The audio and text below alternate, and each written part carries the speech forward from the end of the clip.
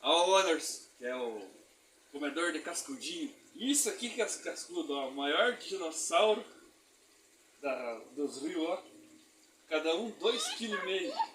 Olha aí, ó, pessoal. Esse é pré-histórico. Esse aqui é raro de achar, ó. Vem filmando bem pertinho, mãe. Mostra. Olha o tamanho, pesado. Ah, não vira o celular. Olha, pesado. Esse sim que é cascudo, bem pertinho, mãe. Não aparece aí? Parece um pedaço? Esse é o maior que existe, ó. Isso é raro de achar. Deve ter uns 150 anos, mas não cascudo desse. Ah, mas é que eu. Aqui, ó, pra você aí, ó. Comedor de cascudinho tem que comer um desse aqui, ó. Que dá. Ah, esse aqui é maior ainda, ó. Olha. 2, pesado.